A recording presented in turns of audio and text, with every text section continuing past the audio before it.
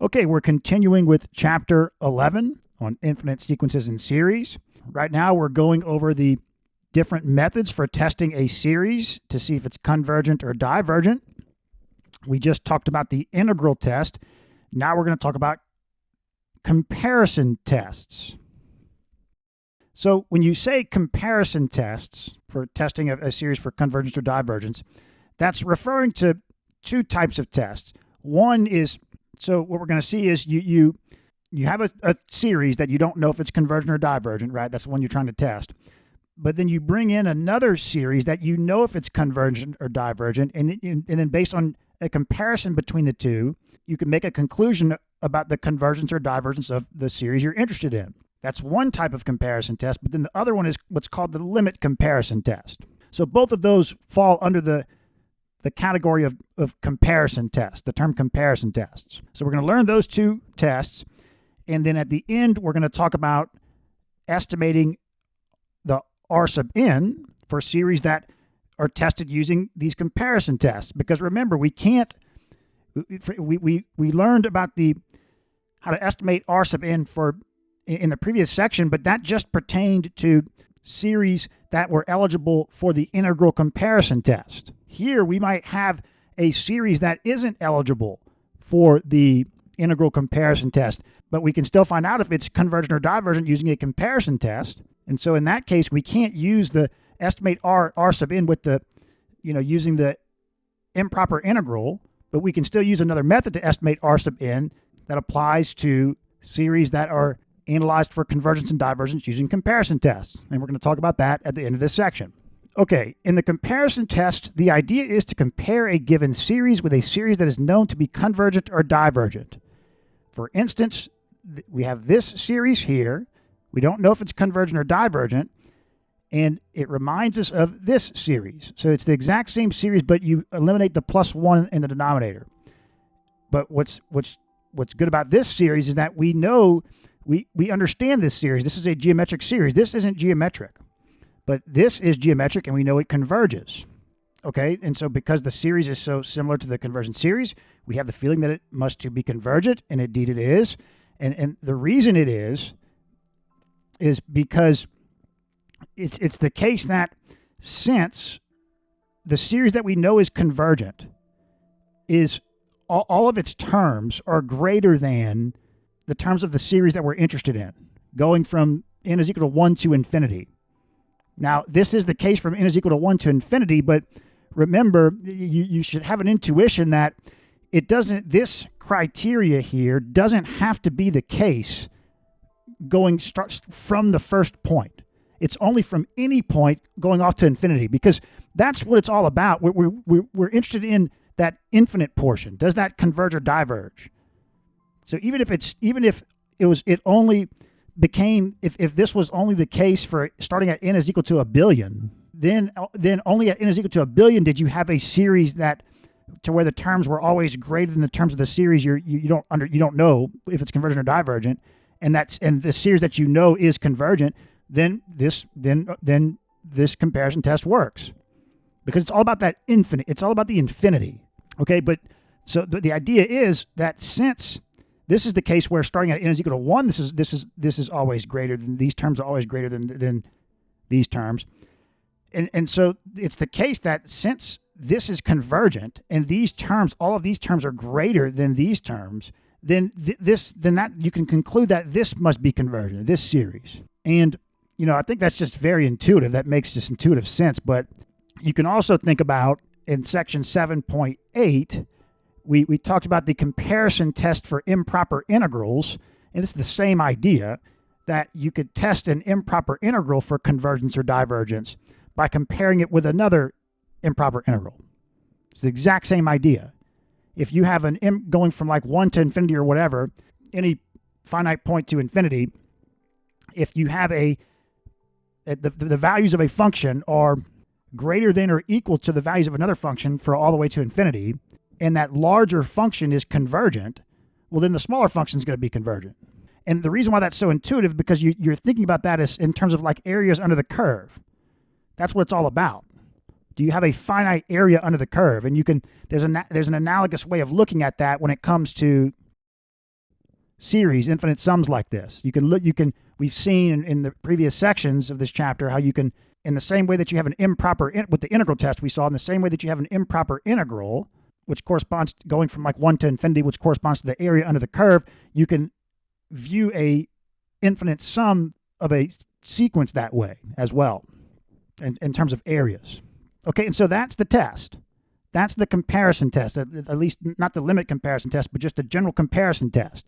And it goes the opposite way as well. So if you have a series that is is divergent, and then the series that you don't know about is always greater than the terms of the series that's divergent, then the series you don't know about is going to be divergent. Okay, now what this test also tells us is it tells us something about the value of the series. So if the series that we don't know about, that we're trying to analyze, we find out that it's convergent using a comparison test like this, then we also know that the value of the series, since it's convergent, is less than the value of the series that we use for the comparison. And that makes intuitive sense as well. Okay, so with that, they're going to define what they call the comparison test. It's like the official comparison test, and then we're going to talk about the limit comparison test. But okay, so it says similar reasoning can be used to prove the following test, which applies only to series whose terms are positive. So remember, with the integral test, we only had positive series, and it's the same here.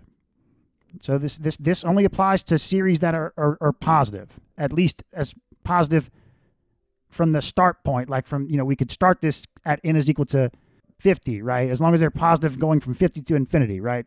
And it's a similar idea with the integral test. All those requirements are really, it's only, you can start wherever you want. It doesn't have to start at n is equal to 1, because it's all about the infinity. If you prove that if you use any of these convergence tests that we study in this chapter, if you use that to prove, like starting at n is equal to 50, and you prove like a convergence, well, then you prove the whole series is convergent. Because assuming that the series has a start point, because like going from the start point to wherever you started your analysis, that's convergent, that's finite. It's all about the infinity. And I hope that makes sense, what I just stated. It should. So like if you have a series that doesn't go off, that doesn't start at like negative infinity, which they pretty much never do. I don't think I've ever seen one that doesn't have a start point. Then you can, any of these tests, you don't have to start at n is equal to 1. You can start wherever you want. It's all about it's all about going from some start point to infinity. It's that infinite portion that you're seeing if it's convergent or divergent, because 100% going from the start point to any number, any other n, going from the actual start point, going from like n is equal to 1 to any number where you started your analysis, that's convergent, 100%. So if you find out that going from starting at n is equal to 1,000, let's say, I'm just making that up, 1,000 to infinity, that the series is convergent, then the whole series is going to be convergent. Positive series, we're going to say that we're starting at n is equal to 1 for the sake of discussion. All right, so what we're analyzing, doing the comparison, which for the sake of discussion we're saying is starting at 1, that this for the comparison test, both series need to be positive. And so this first part is saying that if we have a series whose terms are smaller than those of a known convergent series, then our series is also convergent. The second part says that if we start with a series whose terms are larger than those of a known divergent series, then it too is divergent. Yeah, so that's the comparison test. If you have a series, the sum of the b sub n's is convergent, and the series you're trying to study is those terms are less than or equal to b sub n for all n, then your series is convergent. If you have the comparison series b sub n is divergent, and the series that you're studying is the terms are greater than or equal to b sub n for all n, then the series that you're studying is also divergent. Okay. So they prove this here, and so, okay. It says here, in using the comparison test, we must, of course, have some known series for the purposes of the comparison.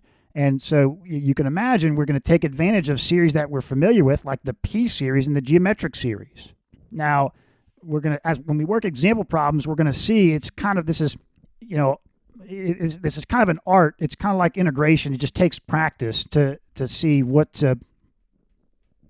and sometimes to see what kind of comparison series to use. But in general, though, you can think about it that you're going to have a series and you want to see how you can, a series you're trying to study, and you want to see how you can manipulate the A sub n to turn it into a P series or a geometric series. So if we look here, this series, okay, does this converge or diverge? Well, when we have a P series, 5 divided by 2n squared, right? So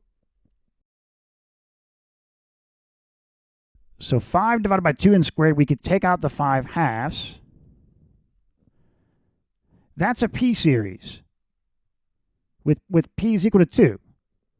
And so, but what the art comes in recognizing that, okay, I can get to that P series, and if I eliminated the 4n plus 3, then I would have this series, and every term would be greater than this, right? Because I've eliminated adding to the denominator for each n, right? So you're trying to you're looking at taking a series and how can you manipulate it to not only create something like a P series or a geometric series, but at the same time you're constraining it to where one of those series is going to be always greater than or less than the other series.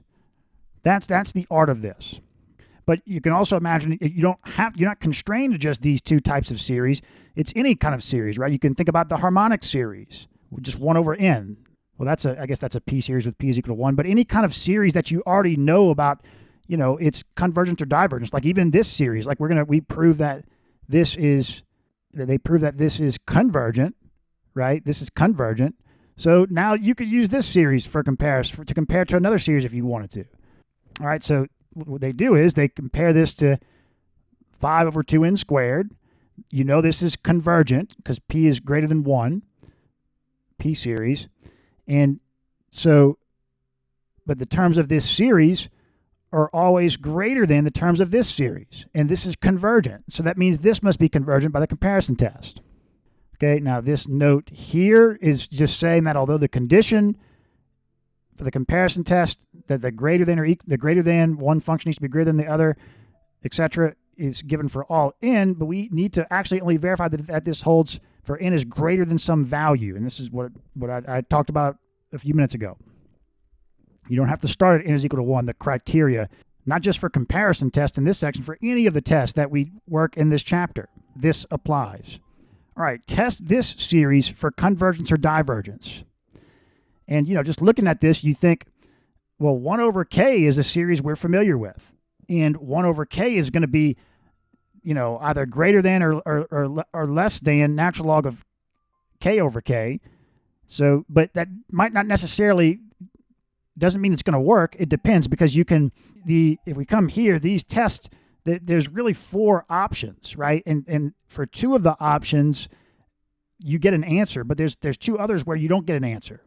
So like if you had a series that is always greater than another series, always greater than the series that you're trying to study, and that comparison series is divergent, well, then that doesn't tell you if the series you're interested in is convergent or divergent, right? Because it's always less than the comparison series. It's only if that comparison series in that case is convergent, then anything less than that, it's going to also have to be convergent. But if it's divergent, then the series you're interested in could be convergent or it could be divergent. You don't know. Okay, so, but again, we know that 1 over k is going to be less than natural log of k over k for 1 to infinity. And then we know that 1 over k, that's the harmonic series, that's divergent. Now, does that give us some information here?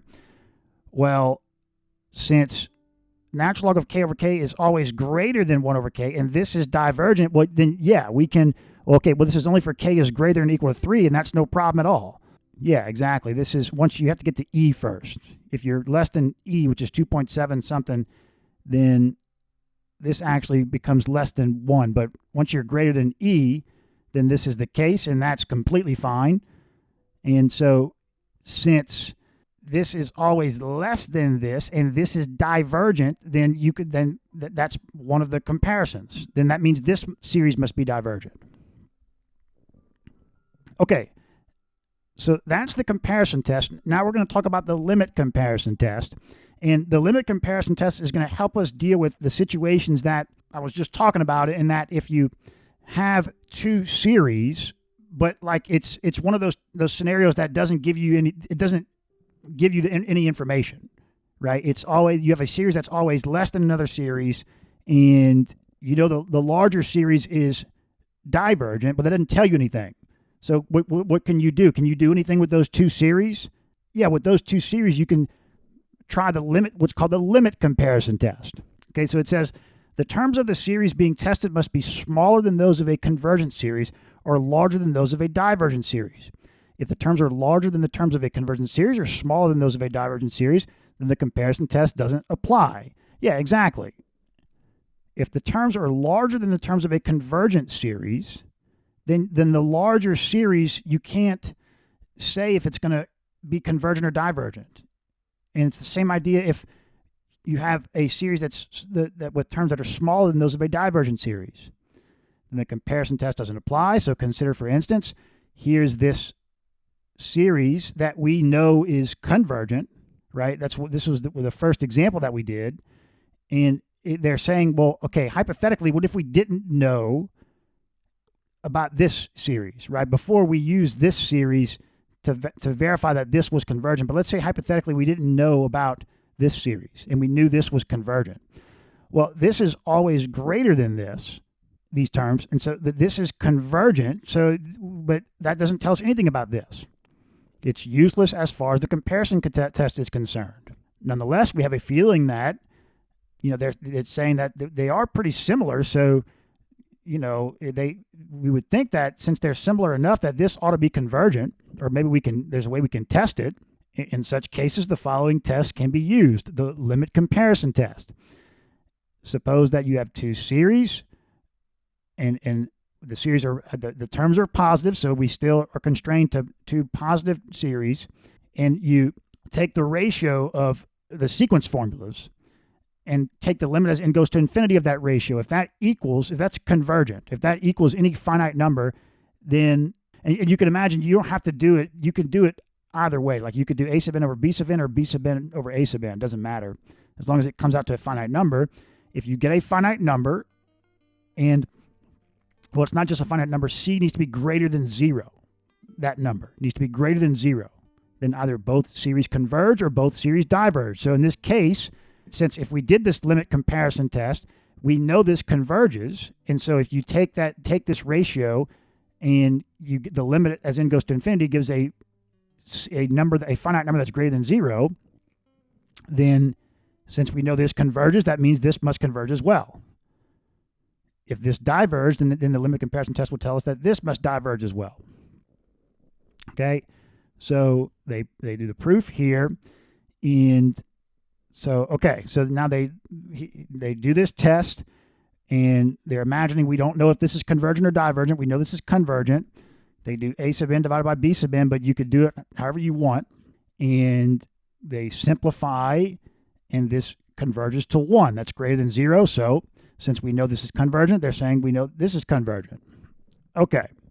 Determine whether this series converges or diverges. So here's kind of where the art of this comes in. We'll just have to work some problems, and you'll so you can get used to how to approach something like this. And so what they say is, what we're doing is we're going to use the limit comparison test here. We want to try the limit comparison test, and so we can pick any other series to put this into a ratio, right? We're going to say, this is a sub n. Now we want to pick a b sub n and then do a sub n divided by b sub n, or vice versa. But the b sub n we bring in, we need to know if it's convergent or divergent, right? And so what they say is, they say the dominant part of the numerator is 2n squared, and the dominant part of the denominator is square root of n to the 5th. That's like the leading terms. And so they suggest doing a b sub n is equal to 2n squared divided by the square root of n to the fifth. And so you're going to get like a p series. If you do it this way, you're always going to get a p series, which we know about. P is less than 1 here, which means this is divergent, this p series. Okay, so now you divide a sub n divided by b sub n, simplify, and you get this here, which ends up equaling 1. So that means that the series we don't know is the same as the series that we brought in.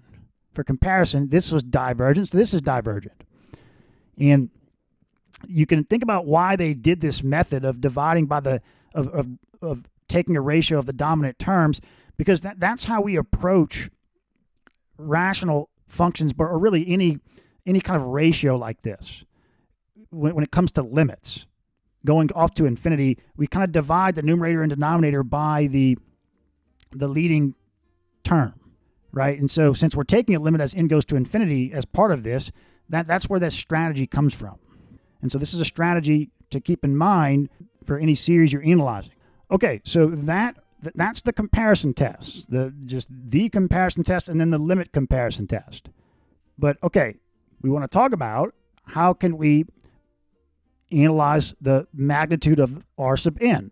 You can see for some of these, it might be the case that you have a series that actually is eligible for the integral test, but you end up using the comparison test, and so you can still potentially apply the integral method for estimating r sub n.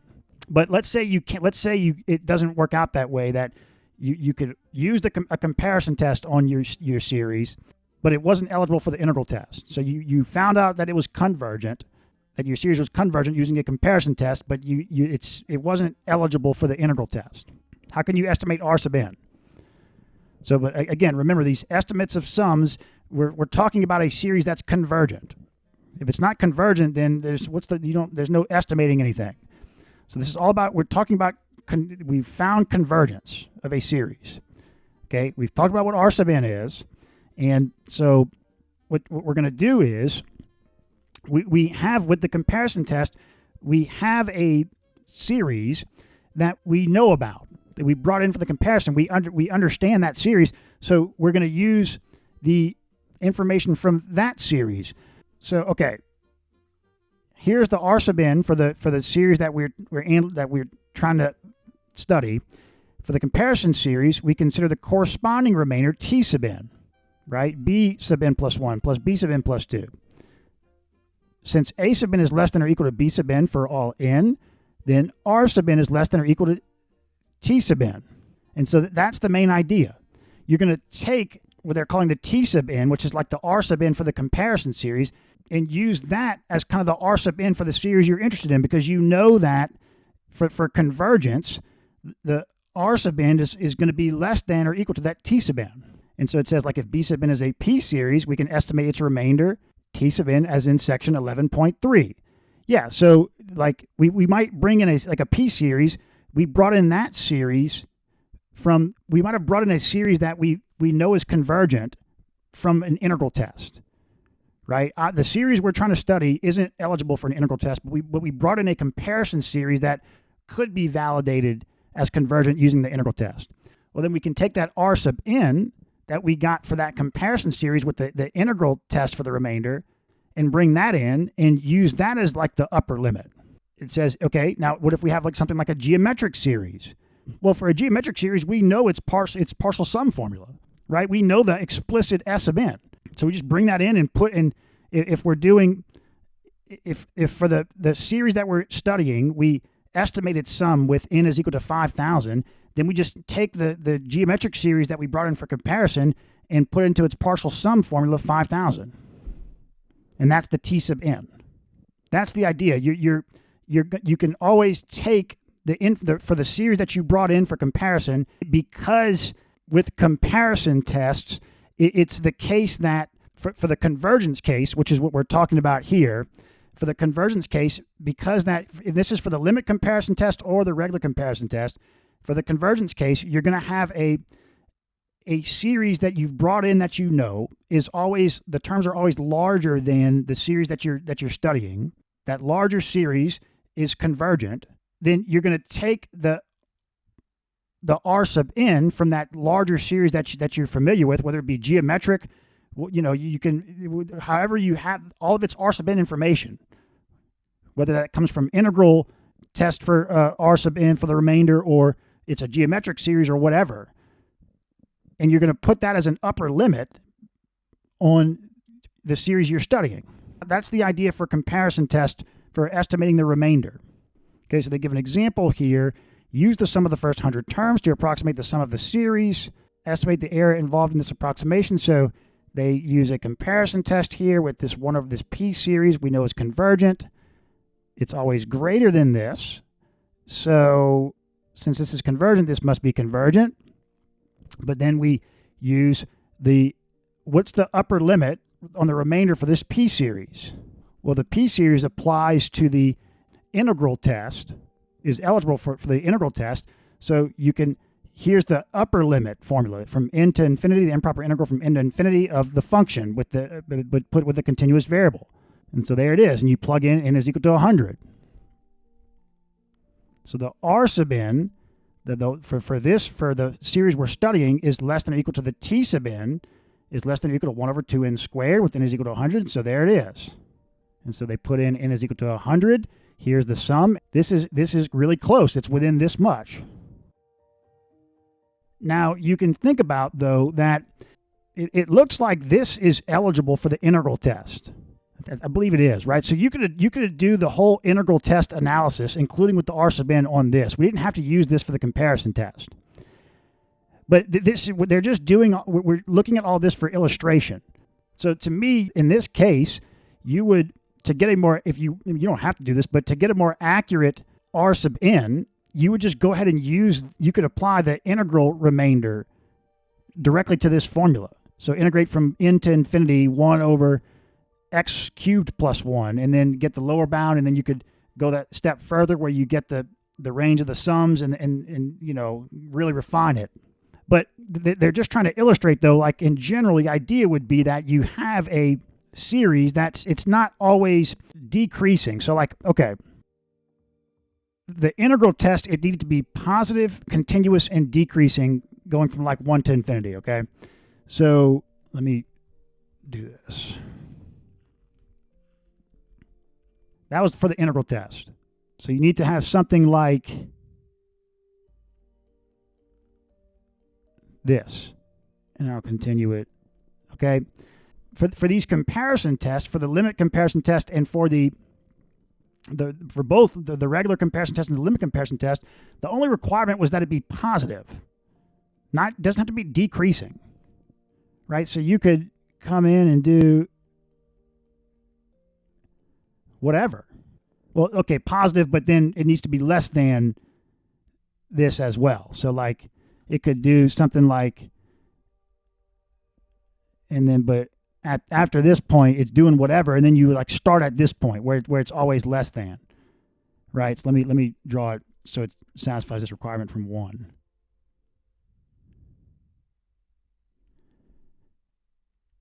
Okay, so you can't do the R sub n for this. You can't do the R sub n analysis with the integral R sub n method, because it's not always decreasing from going off to infinity, right? The first derivative is always changing signs, but you could still use the comparison test, comparing it with this, to verify convergence, and then the R sub n for this squiggly formula you would have to compare it to the R sub n that you determined for this for the integral test. But if you had this, which looks like this is the case, right? It looks like this is like n cubed plus 1. It's a little bit smaller than this. Well, this also qualifies for the integral test. So it would be better to just go ahead and do the R sub n analysis if you can. I guess you need the improper integral to converge, like to be able to evaluate it. But you would if you can, you do the R sub n for the integral test for this formula directly, right? Instead of using this as a comparison. They're just doing this showing this to illustrate how the comparison tests work. Okay, so let's work some example problems.